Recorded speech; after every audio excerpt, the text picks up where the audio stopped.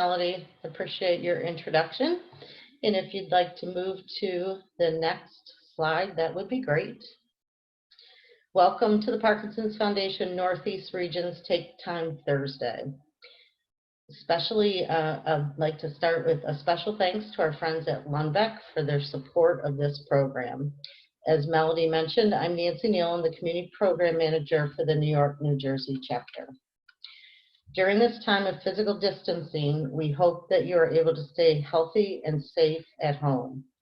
In an effort to help you stay connected, the Parkinson's Foundation is providing weekly education and wellness programs in a virtual format through our new PD Health at Home series.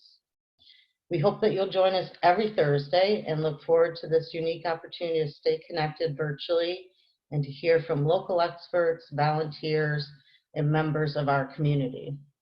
We also ask if you know other people who are living with Parkinson's, please get the word up to them about PD Health at Home and all the benefits that they can take advantage by participating. As we enter week 5 of our new programming, it's still pretty new to us, so we thank you in advance for your patience while we get through the process and using this new technology to deliver programs.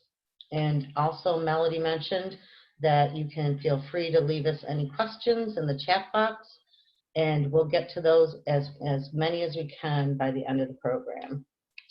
The other thing is, if you wanted to go back and review this program, if you wanted to tell others about it, it is being recorded, so you can always go back to PD Health at Home and view the session again. It will also make it to our Facebook page probably in a couple of days. So today I'm very, very excited to introduce everyone to Dr. Kathleen Stoklosa. Dr. Stoklosa, we are so grateful that you're able to join us today. You have worked with us before, have been a speaker for one of our symposiums. We're very, very grateful for all that you do. It could be really interesting for the audience. Can you tell everyone how you got interested in Parkinson's and movement disorders? Sure. So I've been an occupational therapist for over 30 years. And very young in my, early in my career, I was exposed to lots of people with movement disorders, particularly multiple sclerosis and ALS. And then, of course, Parkinson's entered the area of interest of conditions that I saw in an outpatient clinic.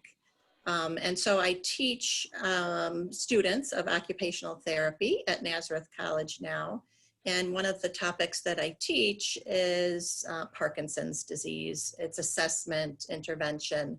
And so I'm doing research on this condition. And I've met lots and lots of wonderful folks who are living with Parkinson's, and I am intrigued in the resilience that, that individuals have with Parkinson's. Absolutely, it's an incredible community and a community that supports one another just tremendously. So you mentioned that you were on the faculty at Nazareth College. You hold a doctorate in occupational therapy. You also did many years of clinical work. And if I remember correctly, you're also LSVT Big certified as well? Yes, I am LSVT Big certified, and I treat individuals with Parkinson's disease in collaboration with physical therapists at the Jewish Home of Rochester. Okay. So clearly you have an incredible background, phenomenal background. We are so grateful for your time today. It's been a busy semester. You're still almost in it. You have another day to go. Mm-hmm. So why don't we get started, and you can take over the screen sharing and get started and take us through this wonderful education. Thank you, Kathleen. Oh, you're welcome. It's a pleasure to be here.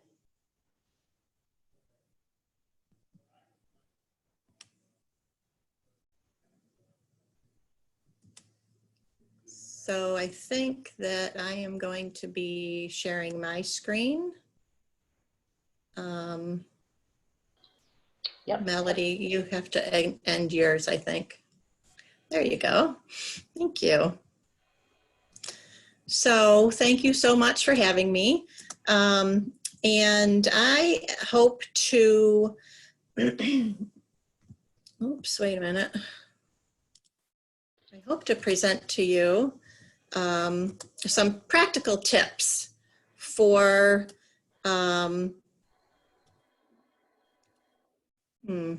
not letting me share, Melody. So this is, once again, we ask for your patience, and we'll work this out. Danielle, any suggestions? Yeah, Kathleen, what is showing up on your screen right now? Just me, and I'm ready to share my screen, but can you see my screen now? No. Make sure you double click once you find your slides. Oh, my slides are up. It's just that when I go to the Zoom meeting, the share is no longer there. Oh. Or it's there, but it won't let me.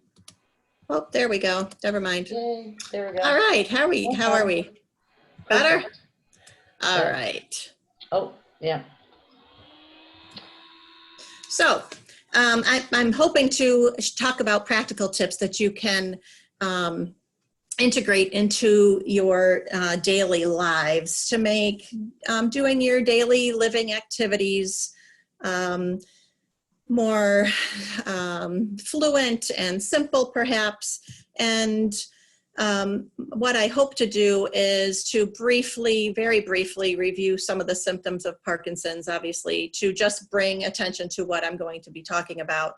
I'm going to talk about the importance of shifting your attention to what you're doing so that it improves function. And I hope that you will leave here with some strategies that you can integrate into your daily routines to make life a little bit easier. And I'm going to talk briefly about exercise. If we get that far, we'll see how it goes. And so the goal for you as an individual with Parkinson's, as well as anybody who is partaking in your care, is to increase your function span. And that is a term that may or may not be familiar to you. It's how long a person is able to perform their roles, whether it's being a husband or wife, or a grandfather, grandmother, worker, perhaps a sibling, or maybe your role is gardener or cook or book reader, maybe cook helper, maybe you're the sous chef in the house. Whatever that is, this is not about your lifespan or your age span, but because those things aren't in our control, it's the function span, how we choose to act, how to stay active and form new habits and make changes within our living space, our life space, so that we can continue to serve in the roles that we always have for our entire life, or make changes to those roles accordingly now that Parkinson's is part of the picture.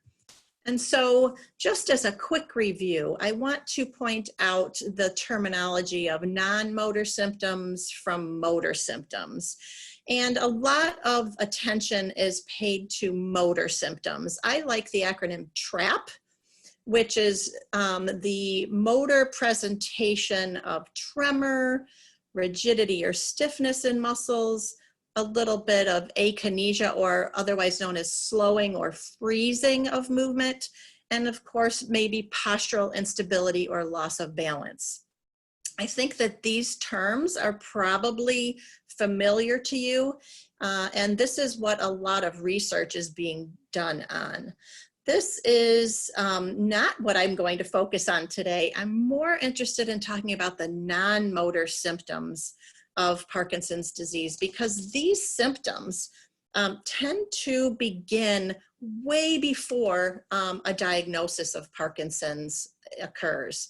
And so you may, or your loved one may have a diagnosis of Parkinson's, but in hindsight, you may look at this list and say, oh yeah, I remember experiencing these things, or my wife or husband or partner reporting these things this was way before even anybody thought about Parkinson's. And so it can be 10 years prior to a diagnosis that these non-motor symptoms emerge into somebody's daily life.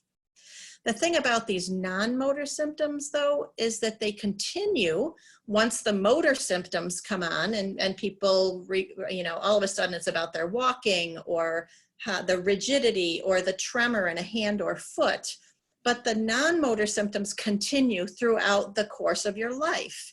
And so I think we need to pay attention to them more, dare I say, more than the motor symptoms, because the motor symptoms tend to be the ones that the doctors are looking at to treat with medications.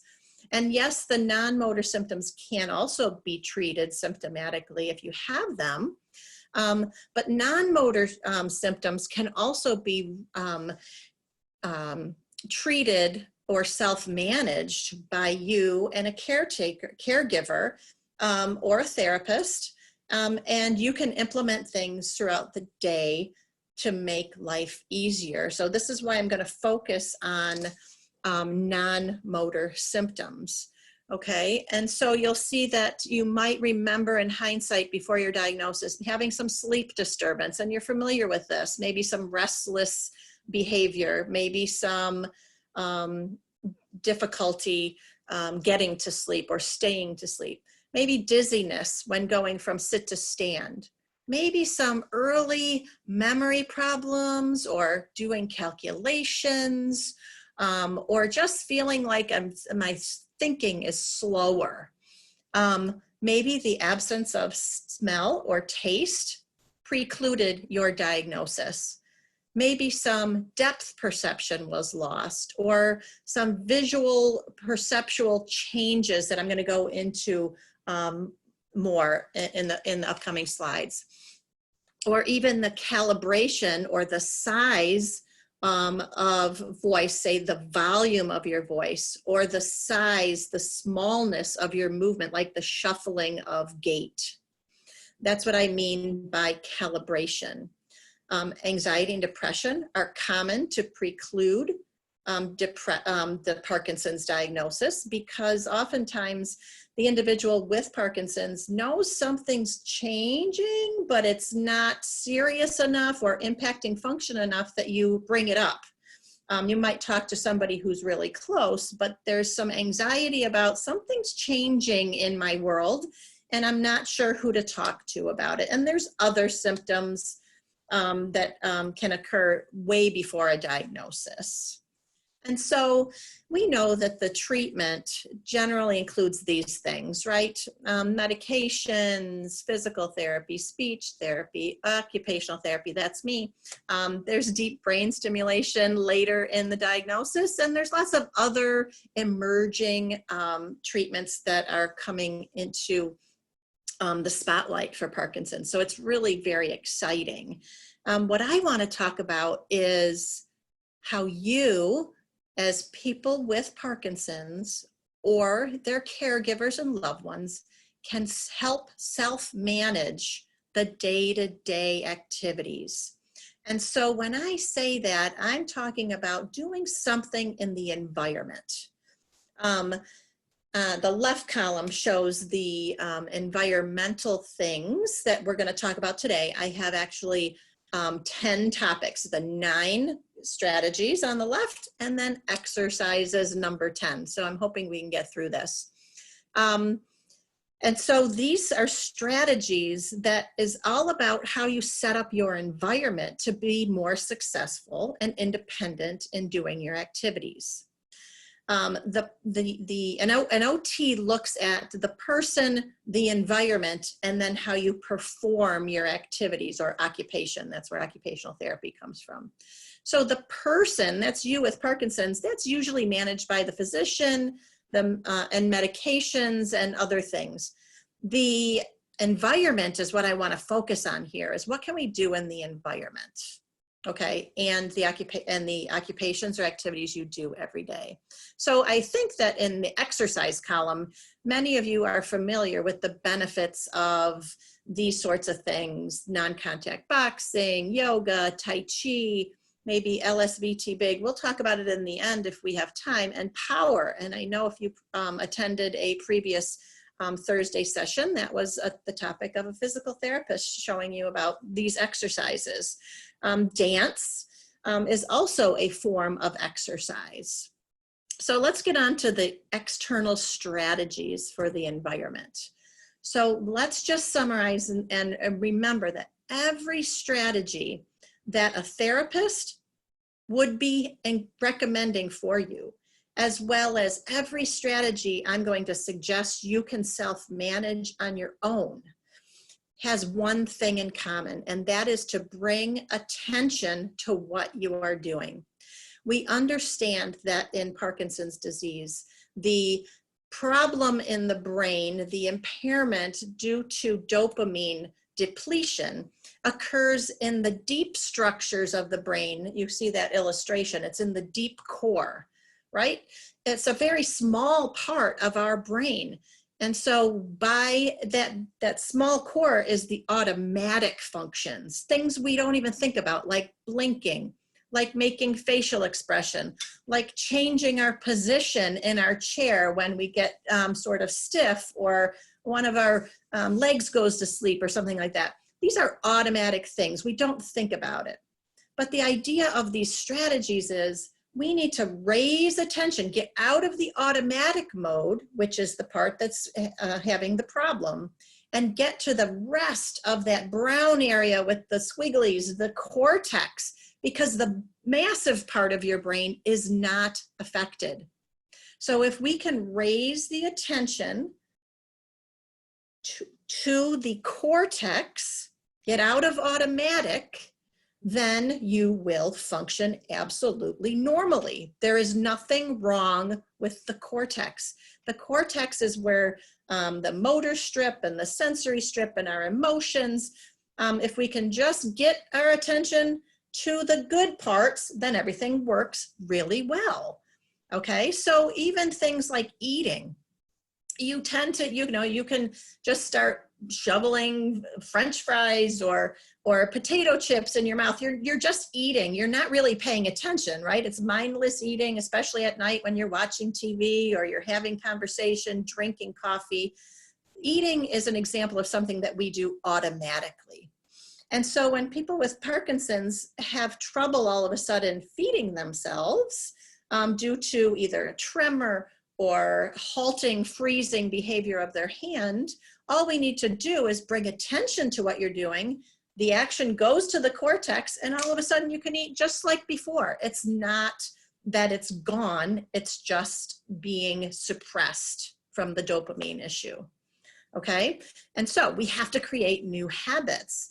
And everything I'm gonna suggest is just a matter of paying attention. So the first one is visual cues. If we can put visual cues in our environment, it kind of signals you to say, oh, there's blue tape on the floor. Why is it there? And I've raised my attention to the cortex, and all of a sudden my body will then do what it needs to do. I need to think about contrast in my environment. If you have a home that's all white and beige carpet or brown with brown carpet and brown cupboards, it's harder for someone with Parkinson's to see the contrast. We need to put something bright, something different in the environment to raise the awareness to the cortex. And these are easy things to do. And part of this is because of that visual non-motor symptom that I mentioned first. And it's a contrast sensitivity. The longer you have Parkinson's, the more colors start looking the same.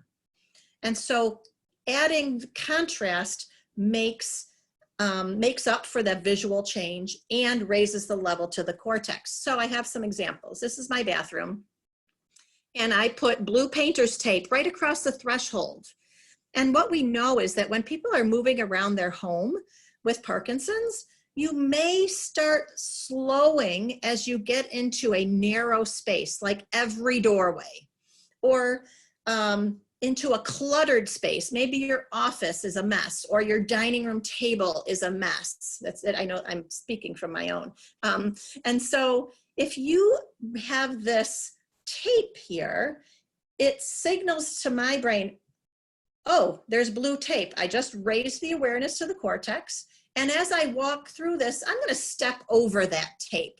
And so my legs are going to just move more automatically, more easily through that narrow space where perhaps previously I might have frozen. I've set up a very colorful place setting in my kitchen to show you the contrast.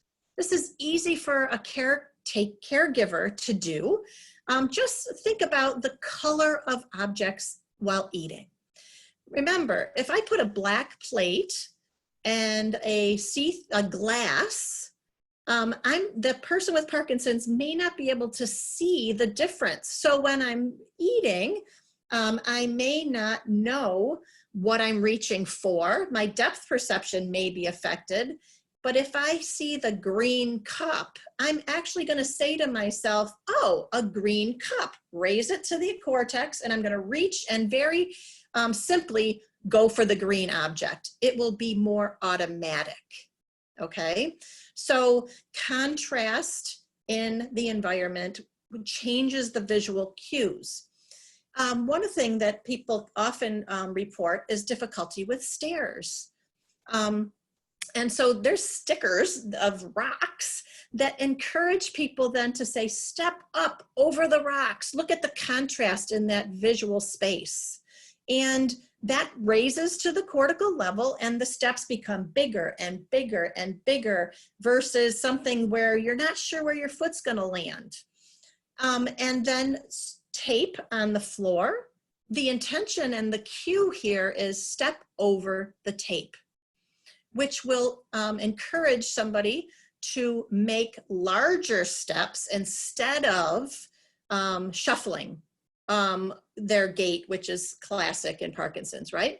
Look at the tape on the floor in front of the toilet. The bathroom tends to be a really difficult room for lots of folks because it's small and you have to turn around and you're not sure where your feet, and this is because it's supposed to be automatic. You walk in the room and you're supposed to just know to go to the toilet, but you put the tape on the floor and a person will say, oh, whoever's with you, if you have anybody who's giving assistance to you, you say, go step in the blue square. And that automatically raises your attention and you just step right in the blue tape and you carry on with your toileting activity. So it's just little tiny things like this that make a difference. So another that we know that helps non-motor symptoms is massage, vibration, and heat. These are things that you could easily access in your home with a little bit of planning and a little bit of changing your habits. And these have to do with the sensory non-motor presentation of Parkinson's. So when you're in bed in the morning, the most wonderful thing you could do would be to self-massage your body, to take your hands and squeeze along your forearm, squeeze up your arm, squeeze here, okay? You could even do this. It's to give some sensory input, not to beat yourself up, but to say, wake up muscles. I'm here because the proprioceptors, that's the actual cell in the muscle, they're not alert like typically it would be, because those are automatic things. You wake up and everything wakes up, but it's not automatic anymore. So we're going to bring attention to it and say, look, I'm pounding my arm. I can feel this.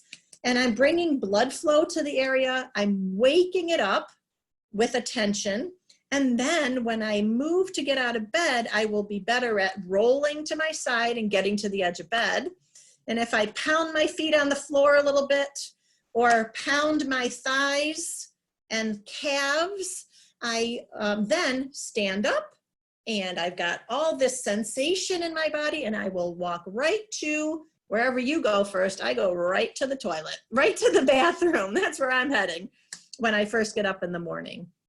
And so you can do self-massage anytime you've been sitting for a long time or laying on the couch. There's a link here that you'll get in the PowerPoint that shows some self-massage techniques, okay?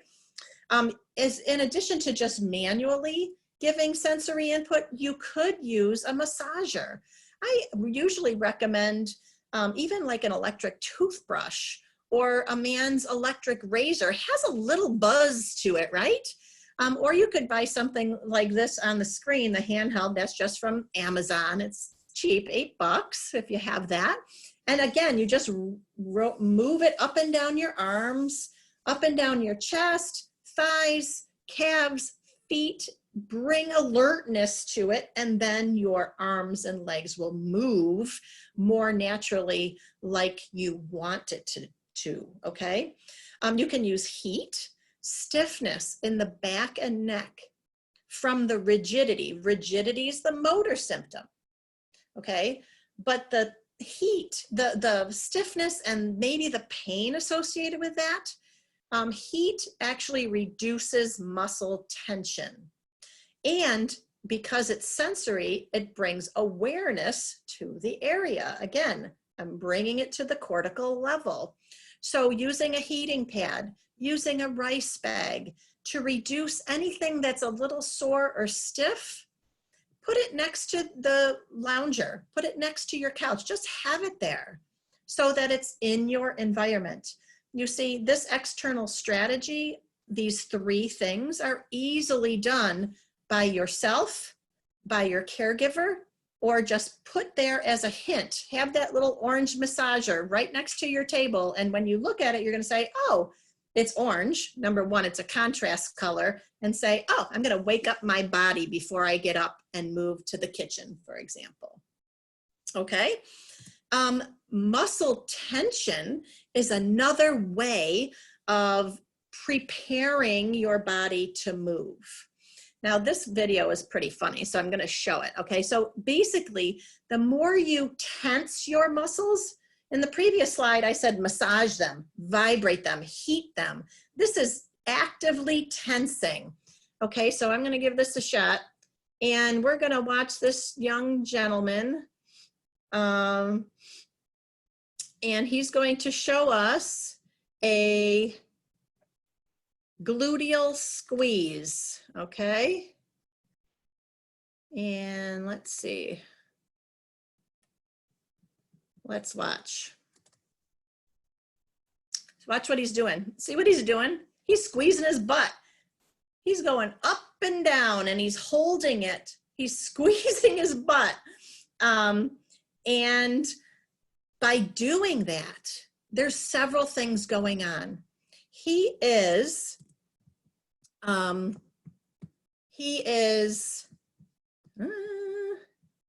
let's see. Uh-oh, from current slide. There we go. He is doing two things. He's bringing blood flow to the butt, the gluteus maximus, okay? Which, when you're ready to stand up, you need to prep that muscle. Let's pump it with more oxygen, more blood flow, plus the sensory experience, so that when you go to sit up, which the first thing that has to happen is your glutes have to fire. They're ready to go. The other thing that it does though, that's really cool, is that it increases your blood pressure. So if you remember on the non-motor slide of dizziness, that's an autonomic nervous system function. It's called orthostatic hypotension. And lots of people with Parkinson's, when they move quickly from one position to another, may get a little bit of a dizzy spell. Could be really quick.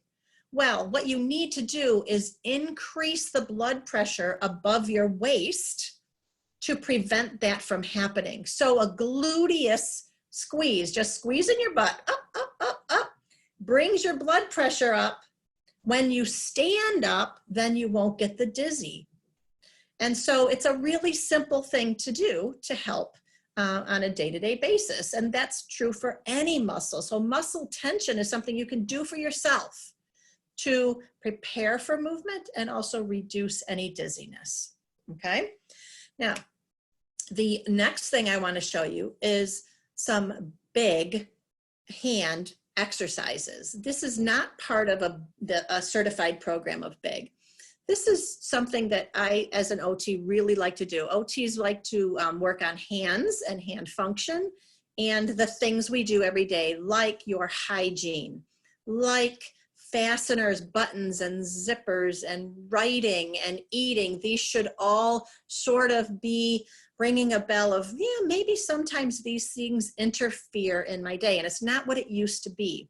Well, if you have tremors in your hand, or you don't for that matter, just opening and closing your hands, open and close, and bring the attention and the sensation. I'm starting to, I'm sounding like a broken record though, aren't I? Attention and sensation. So before I'm going to shave or brush my teeth, I would do hand exercises. I would go 1, 2, 3, 4, 5, and then I grab the razor and I shave if I were a man. And the hand will do what you want it to do because you've raised the sensory awareness and you've raised the action to the cortex.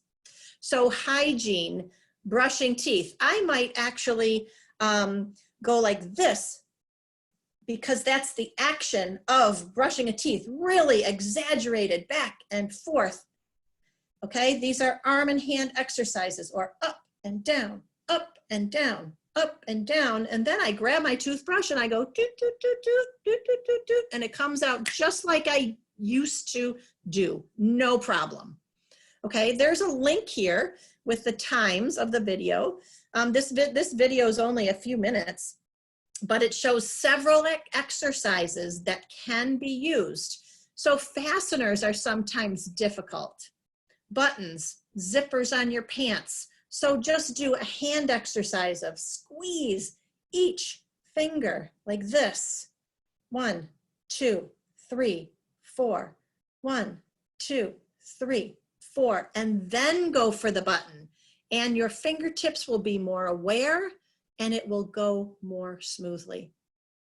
We know that micrographia, or the smallness of writing, is an early symptom of Parkinson's, right? So I say, let's do some big movements. Let's do this, 3 fingers, which is how we typically hold our pen. And then start writing. As soon as you see the writing get smaller, put your pen down and do it again. Exaggerate the movement. Get the sensation, bring it to the cortex, and continue writing normally. So you can self-manage how your writing ends up by just changing your habit, okay? Feeding, again, if you're eating with that colorful place setting that I had in the picture, I can open and close, I can bend, by big hand exercises, I can turn, okay? This is my right hand. I'm planning on using it with my fork or my knife. And then I'm going to not just look at my plate. Remember, this used to be automatic, but automatic isn't so hot anymore. I'm gonna bring the attention. I'm gonna say, I'm gonna go for, in my mind, I'm thinking rice, and I'm going to dig and bring it to my mouth. I'm going to have a target of something. And if I just say in my own self-talk, I'm going for the green cup, boom, boom, it'll happen more quickly. I can tell you that this works. My clients tell me this works. So I wouldn't be giving you any of these suggestions if I didn't know that they were effective. The thing that we don't know, because you're an audience of lots of different stages, is I don't know which ones apply to you. So you take 1 or 2 of these and try it. And I'm giving lots of suggestions. They may not all apply to you, but give it a shot. And let's see. And if they do work, then you need to perhaps see a therapist who can then customize these strategies for you based on your problem list. Okay, what's hard at home is what I would say. That's how I start my sessions. So thanks for coming. What's hard for you? How can I help make it better? But I'm going to go to external strategies first. That's what I do. Okay, so self-talk, I mentioned, and mental imagery. These are ways to help you move, all right? So I can just talk to myself. You might think you're strange, but you're not. I talk to myself all day long. But here you are bringing the attention to the cortex. So as I'm walking around the house and I see my gait maybe getting a little smaller steps or shuffling, I'm going to say to myself, march. And I'm going to bring those knees up. I'm going to say, march to the bathroom, march, march, march. And the knees will come up. Again, the calibration is the problem. You may feel like you're moving big steps, but what's actually coming out of your body is normal steps, because the sensory system isn't going to respond with a full load. So I'm going to say march, or as I'm eating, I'm going to say rice. I'm going to scoop in for the rice. I'm going to go for the cup. I'm going to lift the cup up. So if I just say them out loud, I have raised to the cortical level and my body will follow. So the seventh strategy is mental imagery. Mental imagery, have you ever seen the divers in the Olympics? And they stand on the board and they go, and they wiggle around, and they're basically doing their routine before they do their twist. They're doing it in their head. That's mental imagery. So when you approach an activity that you know is quite difficult for you, maybe stepping over the bathtub edge, stand in front of that and think to yourself, envision yourself doing the action. You don't have to close your eyes, just think about, oh, this used to be easy. I just lift my leg, I move it over, and I step the other way, and then, ta-da, I'm in the tub. Okay, that's one way to do it. Or you can watch yourself, meaning I'm going to stand outside of my body and I'm going to picture myself doing it with really safe, smooth movements. Okay, I'm raising the mental image in my occipital lobe of the cortex, which is just fine. And then I'm going to go ahead and do it. Okay. So I'm going to have this mental image of how I can move, how I used to move and how I want to move now. The other thing is I can create an environment that makes moving around easier. Oops. So see this picture over here with the water in the bathroom? I love this picture. So you could actually paint your floor like that, which I think is a little excessive, but I've seen this where people actually paint or put stickers of rocks or water or waves in their way to bring attention. So you're kind of combining all these strategies and you're saying, I'm going to walk towards the toilet and I'm going to have big steps. I'm saying big, and I'm going to bring my leg over the wave, like I'm walking into the ocean. I'm walking over the ocean, walking over the wave. And what will happen is you don't freeze.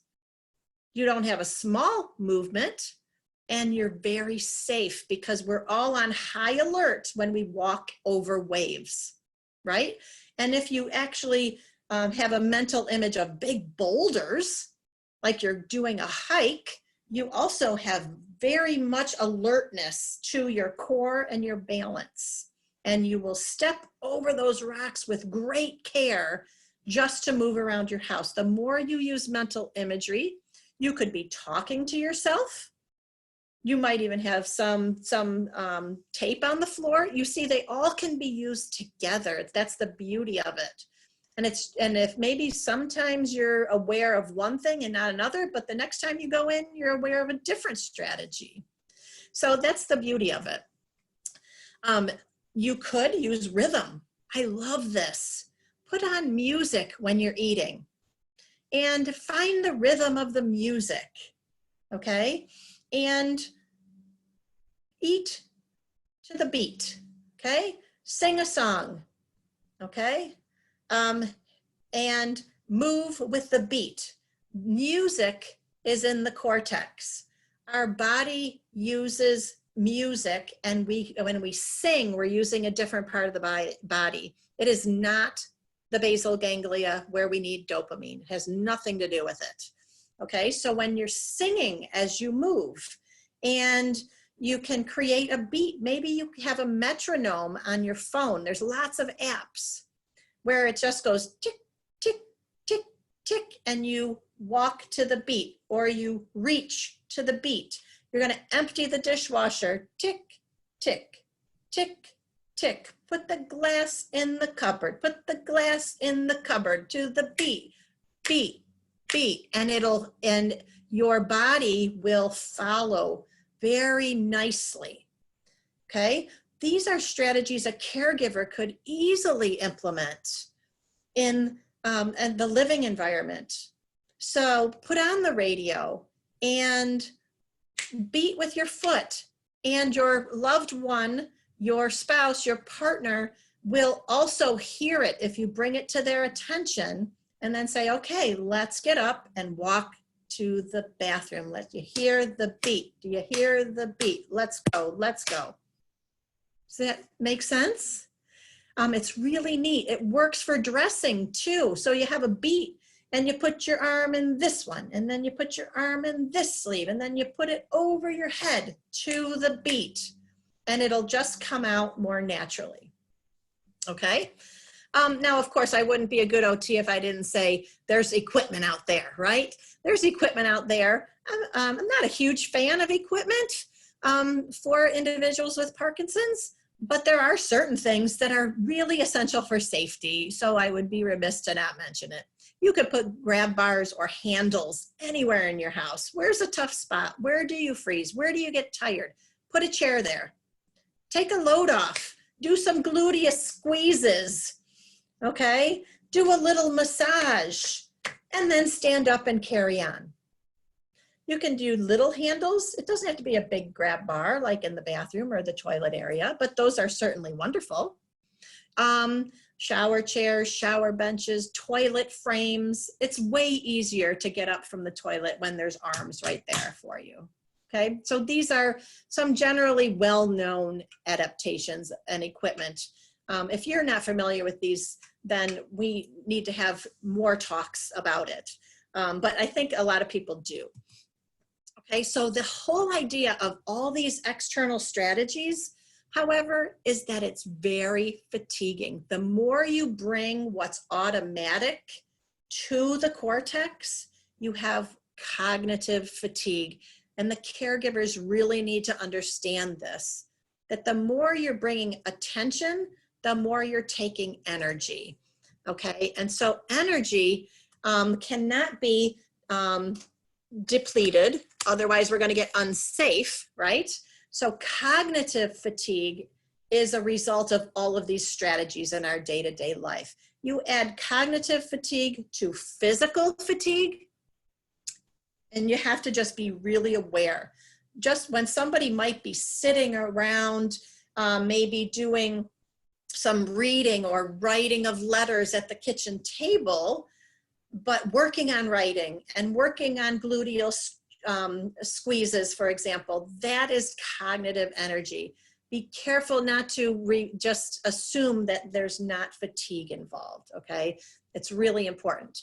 Exercise, what we know, and hopefully this word neuroprotective is in your vocabulary. Exercise, we know, is medicine. It is even more important than some of the meds we take early, especially in the diagnosis. We can prevent the onset of motor symptoms We can stretch out that function span by doing exercises, okay, and be more functional and independent and have a quality of life, preserving the roles that we want throughout our day. And so I think that's where I'm going to stop and hope to see if anybody has any questions. We do have questions, and Kathleen, that was just phenomenal. I have to say, I haven't heard that much what I consider new information in a long Yay. time. So excellent. Great. Thank you so much. Oh, you're welcome. For those folks who are attending, they might not all be from Rochester. As I mentioned, they could be from any place in the country. Sure. So could you tell us, I think my next thought is, how to get people connected to occupational therapists? What's the Sure. process? What do you suggest? So you can ask your primary care physician or your neurologist, if that neurologist is a movement specialist or not, it doesn't matter. You can just simply ask, I would like to see an occupational therapist. I don't know any physician who is going to say no. They might then say, well, what do you want from them? And you could say, well, I heard it from a Parkinson's Foundation event. I'd like to see what they can do for me. Or you can say, I know there's strategies I want to see and get the custom strategies applied to my life. So your PCP or your neurologist. If you're already seeing a physical therapist, ask them. We are a team. We would be more than happy to get referrals within the therapy dynamic. Absolutely. And occupational therapy services, are they covered by one's medical insurance? Absolutely. Yes. Okay. Yep. By all private health insurances, as well as public Medicare, Medicaid. Yes. Excellent. You mentioned the team concept, and from the Parkinson's Foundation, we often talk about, who's on your team. So this is an excellent example of, in addition to your neurologist or your movement disorder specialist, having the physical therapy, but the occupational therapist is just as important and just as useful. You mentioned some great suggestions, and one of the things when you talked about before you get up in the morning, it made me think a lot about, and once again, we have all the varieties, but there are people who are very fortunate, and overnight they wake up and they kind of have a honeymoon. They have dopamine that hasn't been exerted during the night, so they've got some abilities. But then there are other people who really can't do much at all until they get up and they take that first medication dosage. The things that you recommended, the self-massage, any of that, do you think that is better for one of those cases than the other, or is it good for both? I think it's good for both, because whether you have a dopamine reserve after a night's sleep, or you have to wait for your medicine to give you that dopamine, we're not using the basal ganglia at that moment. We are raising it to the cortex, and again, that is not affected. So your brain, whether it has the dopamine or not, works in the cortex. So those strategies absolutely will work without your first medication dose. Okay. Maureen asks, she says that her husband always complains about his eyesight, but checks out okay with the doctor, probably the ophthalmologist or the optometrist. So any strategies for this? And he's also experiencing the beginning stages of dementia. Yes. So his visual acuity probably is intact. This is not about visual acuity, it's visual perception. So perception is when you combine the ability to see and then making connections in the other parts of the brain. And the other parts work just fine, just so does the visual center. So it could be a depth perception issue that he's experiencing, or it could be the contrast sensitivity where the blandness of colors. So I would really try to use some of those visual cues of different colors in the environment. When you're starting to see more dementia, sneak into the picture here, and only dementia's not something that everyone with Parkinson's gets.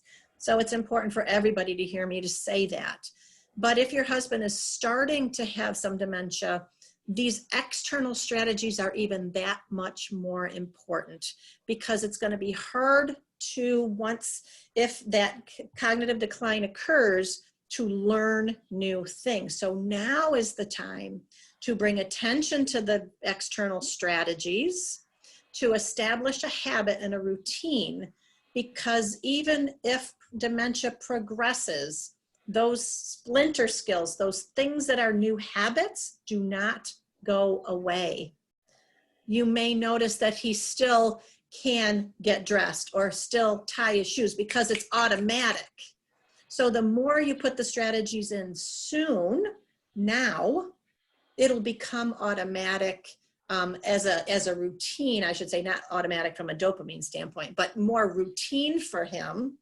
And then it's not like he has to learn how to use the cue of marching or a song, because that'll be harder to learn later on if it progresses. Another great question here. You showed us your picture with the painter's tape, the blue painter's tape across the threshold from one to another. Would it be beneficial or helpful that after a period of time that you change the color of that tape? Or yes. Does that, okay.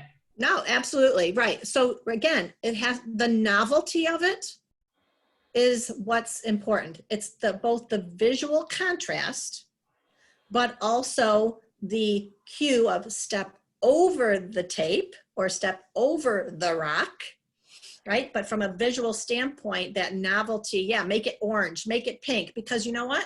If it was blue yesterday, even someone with dementia will say, hey, it's orange. And you just raised it to the level of attention, and function will continue to be good.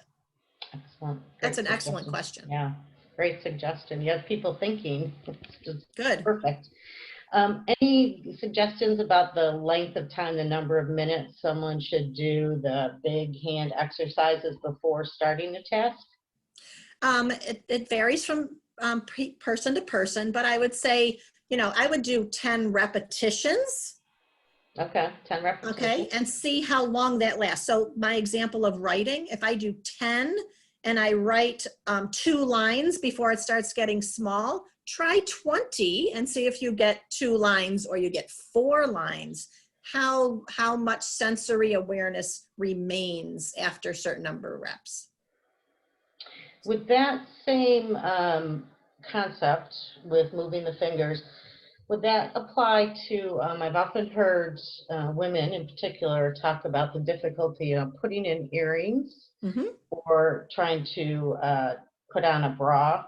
Yes, so anything like that. Fine motor skills that that would still benefit and be helpful for that as well. Right, so you could break it down, and this is what an OT would do, but you can do this, a caregiver can do this. What is the movement? So you've got this with the earring and this with the post. So you want to squeeze right here and squeeze, get that movement, then put the objects in and go here. Okay. Okay, if it's the movement to the ear, then do here, to the ear, to the ear, to the ear, squeeze, squeeze, squeeze, boom, to the ear. That's what will work. Excellent, okay. Any particular recommendations about phone apps that have worked well for people that help produce those noises, the beat sounds? Yep, I have several on my phone actually because I use it a lot. Okay. Let's see, Soundbrenner, Soundbrenner, is a free app. What you should do is just go to the app store and say Metronome. And at least 6 free apps exist. And so I pull it up and I can create a click on demand anytime. So I will be in therapy with someone and they either lose attention, they get bored, they freeze, and I just get my phone out, click, and they go, dit, dit, dit, dit, and they come right back to me because they can hear it. It's the effect of music and sound and beat. And you're raising the attention again. Raising the attention. You got it. Okay, excellent. Let's see. Kathleen, I can't remember, and I don't know if this translates to other places, other universities, colleges, but for you, in terms of training the next generation of occupational therapists, you have a clinic at the school, correct? That Yes. at least people from this area can take advantage of. Mm-hmm. And I don't know, I'm guessing perhaps that might be true. I believe they have these schools in Buffalo and certainly all over. What would you suggest? How would you suggest people get in touch with finding out what that kind of resource is? Because then they really do two things. They help train students. Mm-hmm. They help students learn about Parkinson's, but they're also benefiting from that. Right. I'm always looking for individuals with Parkinson's who are willing to basically serve their community in the teaching of students. And I'm looking for people who can be lab participants or actually come to our clinic for free service. Basically, it's you still are supervised by a licensed clinician, but it's a student who's delivering. And so they're learning, you're still getting therapy, but there's, it's a give and a take. Most OT schools, and if you don't know an OT school in your area, just click OT education or just OT education. A school will come up and you then just write in the search bar occupational therapy and it'll tell you if they have a clinic or physical therapy. It'll tell you if you have a clinic, and usually it's an email right on that link that you can say, I am an individual, and this is how I get a lot of people in my clinic.